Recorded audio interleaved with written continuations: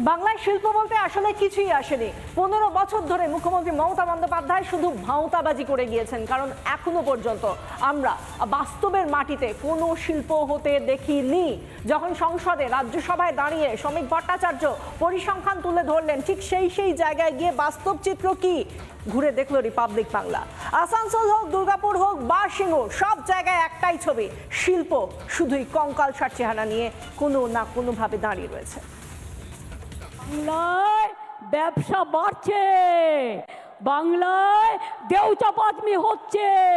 বাংলা থেকে কোনো ইন্ডাস্ট্রিয়ালিস্টকে চলে যেতে হয়নি, বরঞ্চ ইন্ডাস্ট্রিয়ালিস্ট আসছে।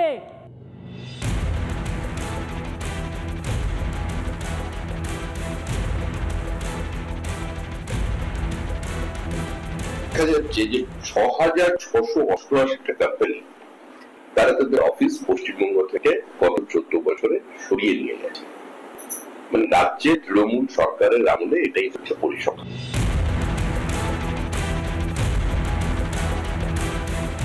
একুশের মঞ্চ থেকে রাজ্যের শিল্প নিয়ে বড় বড় বুলি, এবার হাটে হাঁড়ি ভাঙল রাজ্যসভার দেওয়া তথ্য। 2011 থেকে 2025 সালের মধ্যে বাংলা ছেড়েছে 6,668টি সংস্থা। এর থেকেই স্পষ্ট কিভাবে মিথ্যের ফানুস উড়িয়ে রাজ্যবাসীকে বিভ্রান্ত করার চেষ্টা করে যাচ্ছে শাসক। শুধুমাত্র পরিসংখ্যানই নয়, গ্রাউন্ড জিরোয় পৌঁছে হাল হকিকতের খোঁজ নিল রিপাবলিক।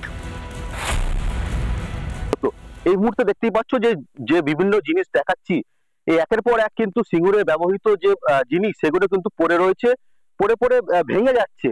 স্থানীয় বাসিন্দারা কিন্তু চাইছে সিঙ্গুরে শিল্প হলে তাদেরকে অনেকটাই লাভবান হতেন। আমাদের সঙ্গে বেশ কিছু স্থানীয় বাসিন্দা রয়েছে, কথা বলার চেষ্টা করবো। অদূর ভবিষ্যতে শুধুই অন্ধকার, যেমন আপনারা দেখছেন চারদিকে শুধু আগাছায় ভরে গেছে, ঠিক আমাদের জীবনটাও আগাছায় ভরে যাবে। সিঙ্গুর থেকে মমতাই শিল্প তাড়িয়েছিলেন, বন্ধ করিয়েছিলেন টাটাদের ছোট গাড়ি তৈরির প্রকল্প। এখন কি অবস্থা সিঙ্গুরের?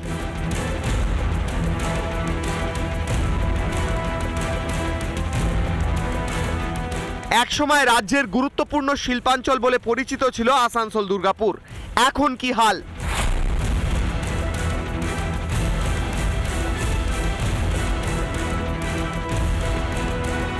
আসানসোল শিল্পাঞ্চলের অন্যতম কারখানা, এই সেই বার্ন স্ট্যান্ড যে কোম্পানি, সেই কোম্পানি বার্নপুরের বার্ন স্ট্যান্ড কিন্তু বন্ধ।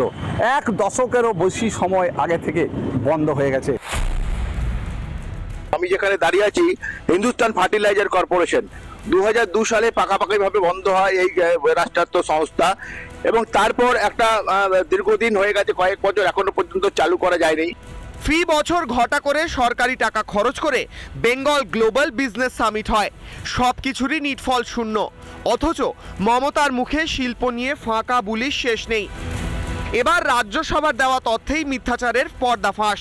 রিপাবলিক বাংলা। নানা ধরনের কন্টেন্ট দেখার জন্য লাইক করুন, শেয়ার করুন আমাদের ফেসবুক পেজ, সাবস্ক্রাইব করুন আমাদের ইউটিউব চ্যানেল। পাশাপাশি অন্যান্য ব্রেকিং নিউজের জন্য অবশ্যই চোখ রাখুন রিপাবলিক বাংলায়।